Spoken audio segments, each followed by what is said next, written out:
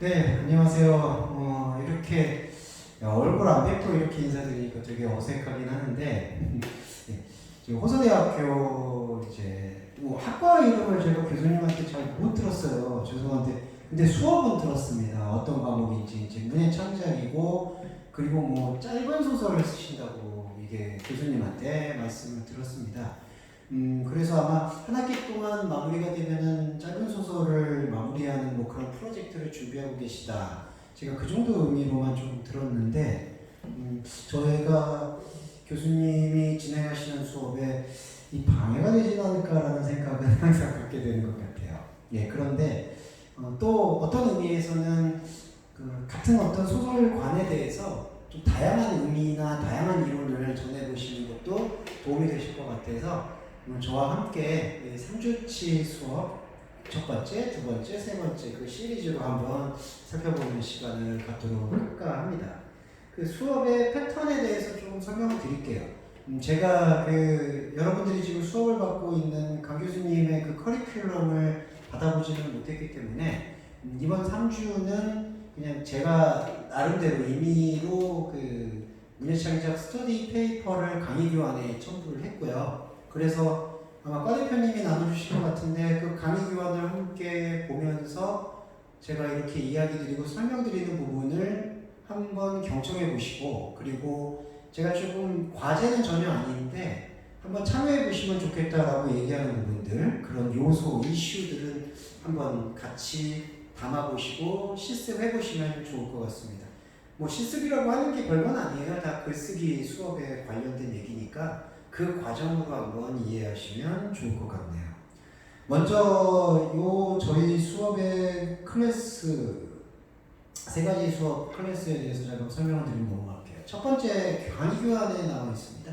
첫 번째 단계는 그냥 스토리텔링에 대해서 배워볼 거예요. 그러니까 그 소설이라는 장르로 조금 국한시킬 수도 있겠지만 우리가 그 이야기를 쓴다, 글쓰기를 한다라는 그 기본적 전제는 스토리텔링에서부터 비롯됩니다. 그렇기 때문에 그 스토리텔링에 대한 전반적인 이해, 스토리텔링은 그럼 뭘까? 뭐 훤히 여러분 알고 있는 이야기이긴 하지만 이야기라는 것은 도대체 어떤 의미일까? 그런 거에 대해서 조금 전반적인 살펴보는 시간이 첫 번째 주에 지금 저와 여러분 함께하고 있는 이번 주 수업의 과제가 될 것 같아요. 서브젝트고요. 그리고 두 번째 주에는 본격적으로 그 쓰기와 캐릭터에 대해서 좀 살펴볼까 합니다. 소설 창작의 매력에 대해서 일단 기본적으로 여러분들이 알아두셔야 될 것 같아요. 저도 이제 현업 작가로 지금 활동 중인데 제가 가끔 슬럼프에 빠질 때가 있어요. 슬럼프가 오래 가는 경우도 있고 적게 가는 경우도 있는데, 슬럼프에 빠지는 가장 큰 요인은 내가 이걸 쓰는 거에 대해서 재미를 못 느낄 때 가장 슬럼프에 빠지더라고요. 그런데 비단 그거는 지금 여러분과 소통하고 있는 저만의 고민이 아니라 많은 현업 작가님들께 슬럼프에 빠질 때 고민, 그런 의견들을 나눠보면 결국 뭐 아이디어 고갈이다, 창의력이 부족하다, 그렇게들 말씀들은 하시지만 한 가지 공통분모로 귀결되는 부분은 재미를 못 느끼겠다라고 얘기하시는 분들이 저는 대부분이라고 알고 있어요. 재미. 그래서 이 재미라는 게 단지 어떤 쾌락이나 오락거리만을 의미하는 게 아니다라는 생각이 들더라고요.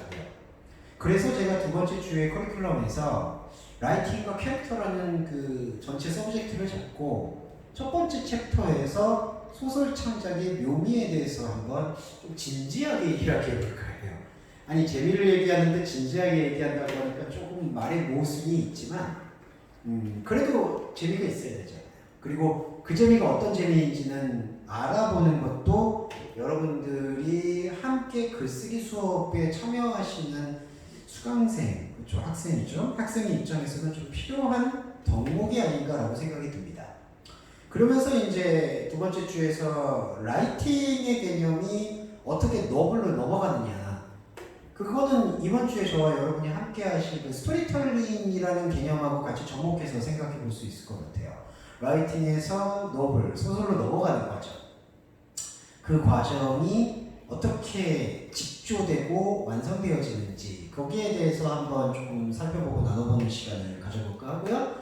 그리고 두 번째 주 마지막에 제가 중점적으로 말씀드릴 부분은 아마도 캐릭터일 것입니다. 많은 소설가들과 그리고 많은 작가들이 공통적으로 이야기하는 부분이 있어요. 플롯이 중요하냐, 캐릭터가 중요하냐. 뭐 꼭 비교 우위를 나눌 수 있는 부분은 아니겠죠. 하지만 저만의 생각이 아니라 많은 대다수의 작가분들이 생각하는 거는 캐릭터가 중요하다라는 거에 조금 더 무게중심을 두는 것 같아요. 물론 플롯도 중요하죠. 그런데 약간 어느 게 우위라고 말씀드리기보다는 그 어떤 뼈대에 대한 부분인 것 같아요. 우리가 건축을 할 때에도 일종의 설계도를 그리게 되지 않습니까? 근데 설계도를 드릴 때 먼저 인면도부터 그리진 않죠. 평면도 먼저 그립니다. 평면도, 인면도, 배면도, 그 다음에 이제 전체적으로 3D 다이어그램을 만드는데 그와 마찬가지로 소설을 이루는 뼈대에 있어서 저는 원초적인 소스가 되는 부분은 물론 주제일 수 있겠지만 동시에 캐릭터라고 봐요. 캐릭터에 대한 구축으로 인해서 이 소설, 곧 이야기하기는 어떤 국면을 맞이하는 거에 대한 거의 결정적인 역할을 차지한다라고 보기 때문에 캐릭터에 대한 이해를 조금 중점적으로 한번 살펴볼까 합니다. 이게 이제 두 번째 주 클래스의 내용이고요. 마지막 세 번째 주에는 그 작법에 대한 노하우를 한번 말씀드릴까 해요. 제가 뭐 전문 강의를 하고 있는 교수나 그런 강사가 아니다 보니까 제가 사실 고민이 좀 있었어요. 그 강 교수님께 의뢰를 받았을 때 어떻게 여러분들과 함께 소통하는 게 여러분들이 할애하고 있는 이 귀하고 소중한 시간을 조금이라도 긍정적으로 기여할 수 있을까라고 고민을 해봤는데 역시 현장에서 제가 하고 있는 그 현장의 직업적인 특성에 대해서 소개해드리는 게 제일 좋을 것 같다. 제가 갖고 있는 직업이라는 게 교수나 강사가 우선이 아니라 이제 작가가 우선이다 보니까 그 작가적인 어떤 노하우에 대해서 한번 나눠볼까 하고 그리고 마지막 주에 그 미디어 어플리케이션에 대해서도 한번 살펴볼까 해요. 미디어 어플리케이션은 요즘에 여러분들이 조금 잘 흔하게 들으실 수 있는 그 OSMU의 개념을 조금 설명해 드릴까 합니다. OSMU는 다 들어보셨는데 여러분들이 지금 현장에 안 계시니까 이 피드백이 알아들으셨는지 못 알아들으셨는지 모르는 약간의 난점이 있네요. 그러면 그냥 설명을 드릴까 해요. 그 OSMU 다 아시겠지만 원소스 멀티 유즈라고 여기서 원소스는 소설 작품이 되겠죠. 텍스트로서의 소설 작품이고 OSMU 멀티 유소스 멀티 유스는 그 소설이라는 장르가 그 소설이라는 텍스트나 단행본 책에만 머무르는 게 아니라 그 텍스트가 비디오가 되는 영화가 되고 드라마가 되고 웹툰이 되고 연극이 되는 그러니까 하나의 소스와 하나의 작품이 여러 가지 미디어로 적용될 수 있는 그런 시대가 어떻게 보면 현재 미디어나 콘텐츠 시대의 흐름과 부합이 되는 것 같아요. 그래서 마지막 시간에 여러분과 함께 나눌 것은 OSMU를 위한 소설의 글쓰기는 과연 어떤 스킬이 필요할까? 그런 간단하면서도 그런 예에 대해서 한번 좀 여러분과 함께 나눠볼 생각입니다. 자, 여러분 이렇게 한번 저희가 총 3시간이라고 할애를 할 수가 있겠죠. 그런 시간에 대해서 한번 나눠볼까 하고요. 그리고 여러분 지루하시지 않게 오늘 한 챕터 한 챕터 한 챕터 이렇게 잘라가면서 함께 나눠보도록 하겠습니다. 그러니까 좋은 의미로 같이 함께 참여해 주시면 좋을 것 같아요. 온라인 강의가 사족이 계속 길지만 이것도 다 이야기의 측면이라고 생각하시면 다 들어주시면 좋겠는데 온라인 강의의 장점은 이런 게 있는 것 같아요. 여러분들 수업 듣다가 화장실 가거나 커피 마시기 좀 힘들잖아요. 요즘엔 뭐 커피도 마시고 제가 예전에 문학 수업 받을 때는 지금은 여러분들 상상하기 좀 어려울 것 같은데 그때도 문예창작 수업이었어요. 근데 그 문예창작 수업일 때 담배를 피는 거예요. 교수님이 아니라 학생분이. 예. 그래서 저는 그때 담배를 또 왜 그때 끊었을까요? 끊었을 텐데 학생들이 다 창문 열어놓고 담배를 피는데 그걸 교수님이 뭐 전혀 어색하게 생각 안 하시더라고요. 그러더니 나중에 교수님도 펴. 예, 그래가지고 같이 이렇게 뭐 여유 있는 시간들을 보내기도 했지만 그래도 오프라인은 좀 제약이 있었어요. 근데 여러분이 이렇게 온라인 강의를 함께 들으실 때 좀 장점을 최대한 활용해 보셨으면 하는 거는 뭐 중간에 화장실도 다녀오실 수 있고 커피도 마실 수 있고 뭐 일시정지 시켜놨다가 어디 다녀오실 수도 있고 뭐 그렇게 한번 즐기는 마음으로 참여했으면 하는 마음에 얘기를 좀 드렸습니다. 자, 그러면 오늘 시작을 좀 해볼까요? 이제 첫 번째 주에는 여러분 하나의 어떤 입문 개념인데 스토리텔링에 대해서 살펴보도록 하겠습니다. 자, 추상적이지만 우리는 한번 짚고 넘어갈 필요가 사실 있다고 저는 봐요. 이야기가 뭘까요? 이야기에 대해서 먼저 좀 설명을 드려볼까요? 이야기 곧 스토리텔링. 스토리텔링이라는 이야기는 뭘까요? 우리가 지금 살고 있는 이야기를 할 수 있는 걸까요? 아니면은 이야기를 만들어내는 것을 얘기할까요? 우리는 흔히 이제 창작이라는 단어를 사용하죠. 그러니까 창작이라는 게 뭐 흔히 예술가들 이런 표현들을 합니다. 무에서 유를 이끌어낸다 이렇게들 많이 얘기하죠. 물론 미학적인 관점에서는 틀린 말은 아니에요. 없던 것을 만들어내는 거니까요. 그러니까 저작권 문제가 되게 중요하고 표준 시비에 대해서 아주 민감하게 반응하는 거 당연하다고 생각을 합니다. 그런데 이제 우리가 어떤 글쓰기와 소설을 쓰는 자의 라이터로서의 입장에서 정확하게 파악을 해야 되는 이야기, 곧 스토리텔링의 정의에 대한 부분에서는 무에서 유라는 것은 있을 수가 없다라는 걸 좀 말씀드리고 싶어요. 그러니까 뭐 속담에 그런 말이 있는 건지 하늘 아래 새로운 것은 없다 이렇게 설명할 수가 있을 것 같아요. 그럼 이야기하기라는 것은 무엇일까요?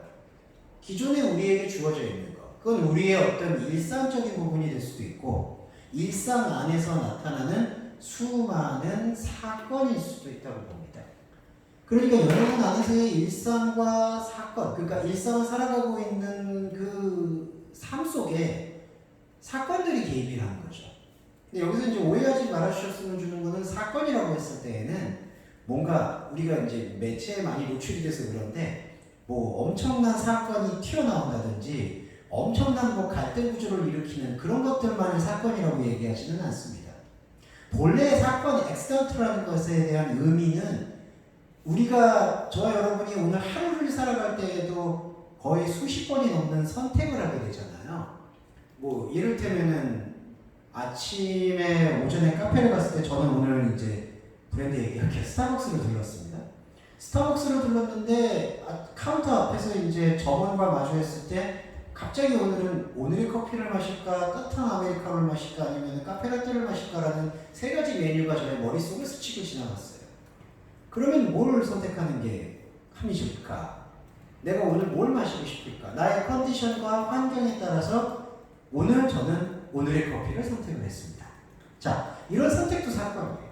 그러면 여러분 한번 그걸 펼쳐보시면 하루의 일상 속에 여러분들이 선택하는 그 선택지들이 적어도 못해도 뭐 4, 50까지는 되지 않을까요? 이거를 지하철 타고 갈까, 뭐 뭘로 타고 갈까? 그리고 친구와 대화를 하는 데 있어서 내가 이 말을 하는 게 저 친구한테 어떤 도움이 될까? 아니면 나한테 어떤 유익이 될까? 내가 어떻게 대화를 전개시켜 나가는 게 좋을 걸까? 밥은 뭐를 먹을까? 뭐 이런 것들. 그리고 어떤 스케줄을 변경하게 된다는 거. 아니면 수많은 주고받은 카톡들에서 내가 어떤 대사를, 어떤 라임을 쳐주는 게 좋을까? 이런 것들을 많이 고민하게 되겠죠. 자, 그러한 모든 것들이 일종의 사건이 되는 거예요. 자, 그러면은 그러한 사건들을 우리가 그대로 내버려 두느냐? 사실 우리가 살고 있는 인간은, 그리고 인간의 삶은, 사회는 그 사건들을 그대로 내버려 두지 않습니다. 그 사건들을 끊임없이 복기를 해요. 그 복기를 한다는 게 어떤 뜻이냐면은 그 사건이 어떤 일이 벌어졌는지 우리 안에서 구체화시키기를 바라는 거죠. 그러니까 마치 실제로 이제 갈등 구조로 얘기하면은 나와 친구가 만약에 다툼이 있었다, 싸웠다, 교수님과 갈등이 있었다, 부모님과 어떤 언쟁이 있었다, 이렇게 표현을 했을 때 그 갈등이 왜 일어났고 어떻게 전개됐고 어떻게 마무리가 되었지? 라고 하는 하나의 다이어그램을 우리의 좌뇌는 기억을 하고자 하는 욕구가 있습니다. 자, 이게 바로 하나의 사건을 체계화시키고 싶어 하는 본능이에요. 그리고 그 본능은 여러분 스토리텔링입니다. 그러니까 아까 이제 정리해보면 우리가 하루에도 일상을 사는데 크고 작은 사건들이 십수가지가 일어나죠. 그렇게 십수가지가 일어나는 사건들을 우리는 복기를 하기를 원해요. 그러니까 원인과 과정과 결과에 대해서 저와 여러분은 의도하든 의도하지 않든 그런 복귀를 하게 되는 구조를 갖고 있습니다. 그리고 말씀드리고 싶은 건 그렇게 구조화를 시키는 게 바로 여기 지금 언급되어 있는 구술사라고 얘기를 해요. 오럴 히스토리입니다. 자, 복귀한다, 이야기로 만든다, 원인과 과정과 결과를 그것이 완벽하든 완벽하지 않든 구체화를 시키는 과정. 그게 이제 이른바 오럴 히스토리, 구술사가 되는 겁니다. 인류의 역사는 좀 거창하게 말씀드리면 인류의 역사는 이 구술사의 연속이에요. 그러니까 수많은 이야기들이 중첩되고 쌓이는 겁니다. 그러니까 우리가 지금 히스토리라고 말하는 역사 있잖아요. 히스토리라고 말하는 역사라고 얘기했을 때에는 사실 우리가 뭐 삼국사기가 된다든지 로마인 이야기가 된다든지 뭐 성서가 된다든지 아니면 뭐 여러 가지 뭐 역사서가 있잖아요. 그런 역사서만 떠올리기 마련인데 그런 역사서는 정제되고 가공되고 혹은 타 이념이나 사상이나 집단의 어느 정도의 영향을 받아서 윤색되어진 텍스트로서 주어져 있는 역사책일 경우가 많죠. 그런데 사실 그런 역사책이 우리한테 들어오기까지는 이 수많은 오럴 히스토리, 구술사가 존재한다고 얘기할 수 있는 겁니다. 그런 구술사들이 이야기예요. 스토리텔링이에요. 끊임없이 이야기는 그렇기 때문에 우리의 주변에서 생산되고 소멸되고 생산되고 소멸되는, 그러니까 이른바 생태계를 구성하고 있다는 거죠. 그러니까 저와 여러분은 굳이 작가가 되려는 마음을 안 한다 하더라도 혹시 여러분의 학과가 전기공학과가 되었든 뭐 아니면은 전혀 관계없는 것들 뭐가 있을까요? 수의학 아니면 의대, 의학과 학생이 되었든 여러분들은 원하든 원치 않든 이 역사의 큰 물줄기 속에서는 오럴 히스토리, 구술사에 노출이 되어 있는 거예요. 자, 그런데 이 구술사가 그대로 떠돌게 될 때 생산 주체가 될까요? 아니면은 소비 주체가 될까요? 소비 주체가 되는 겁니다. 그런데 그 소비 주체와 반대 개념에서 생산 주체가 된다는 건 무슨 얘기냐? 일상에서 이렇게 중첩되고 쌓이고 있는 일상의 수많은 이야기들을 타인에게 전달해주는 역할이 조금씩 드러나는데 바로 그 타인에게 전달해주는 이야기꾼을 구술사의 생산자라고 말하는 거죠. 생산자 혹은 생산 주체. 우리 한국의 전통에 전기수라는 전통이 있습니다. 하나의 직업이에요. 예전에는 인쇄술이 발달하기 전에는 서책이 그렇게 많이 발달하지 못했죠. 물론 이제 목판이 등장해서, 근데 목판이 등장해도 그렇게 많이 찍지 못해요. 책을 찍어도 여러분 조선시대 때 베스트셀러가 뭐 이제 있는데 베스트셀러가 아무리 많이 팔려도 뭐 제가 기억하기로는 뭐 이 홍길동전 같은 게 몇 부가 팔렸다고 하더나. 그러니까 지금 우리 시대에서 뭐 말하는 만부, 뭐 2만부 이런 개념하고는 턱없이 부족하겠죠. 자, 그렇게 이제 인쇄술이 발달되기 이전의 상태에서는 누군가가 이야기를 들려주는 역할이 되게 중요했던 걸로 알려져 있어요. 그러니까 이 세상에 수많은 떠도는 이야기들, 그 중에 조금 더 예외적이고 스페셜하고 감동을 주는 이야기들이 분명히 추출되지 않겠습니까? 그렇게 추출될 수 있는 이야기들을 전달해주는 직업이 있었다라는 건데 그 전달해주는 직업을 여러분이 들어보셨을 수도 있는데 전기수라고 얘기를 합니다. 그래서 이제 그 이승우 작가님이죠. 소설가. 저도 좋아하는 유명한 선배님이신데 이승우 소설가님이 현대문학상 수상자로 알고 있어요. 그 전기수 이야기라는 작품이 있습니다.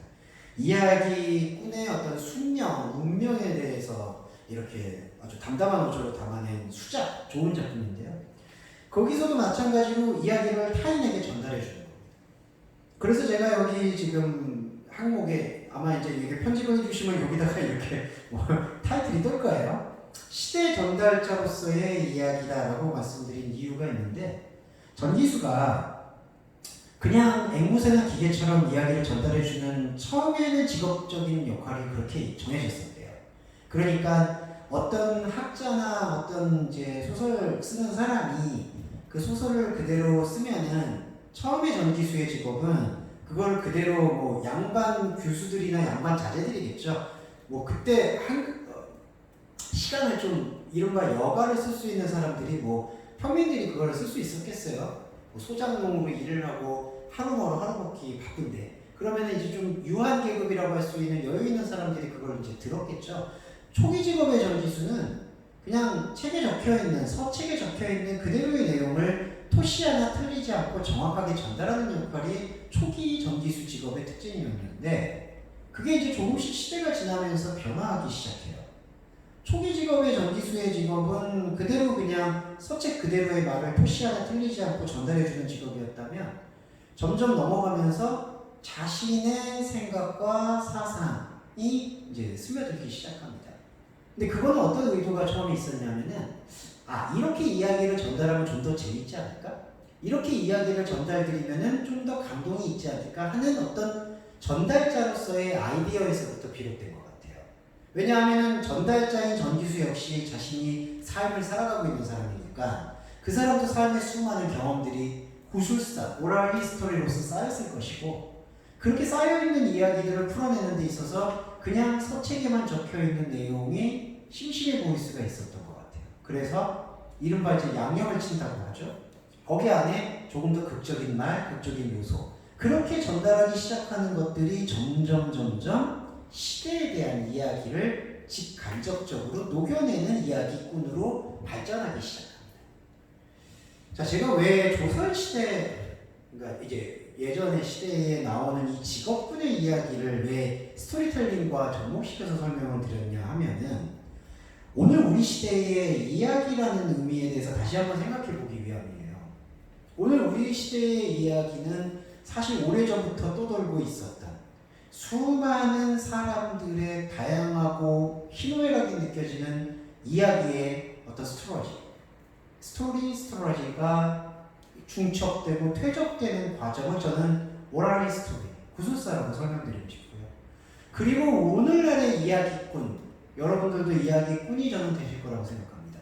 오늘날의 스토리텔러는 바로 전기수의 역할과 같이 이렇게 수많은 부유하고 있는 희노애락의 이야기들을, 그리고 그 희노애락의 오랄 히스토리를 있는 그대로 앵무새처럼 전달해주는 게 아니라 여러분이 겪어왔던 삶의 경험과 사상, 그리고 인식, 그런 모든 총체적인 감각과 반응을 통해서 언어로, 때로는 텍스트로 그렇게 표현해내고 전달하는 자의 입장이 우리 시대의 이야기가 아닌가라는 생각이 들어요.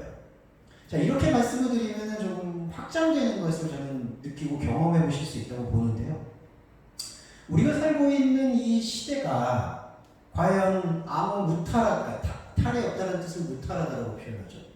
무탈하고 걱정이 없고 근심이 없고 이유가 없는 그런 가장 나이브한 세계일까요? 저는 2020년을 맞이한 오늘의 현실이 전혀 그렇지 않다고 생각을 합니다.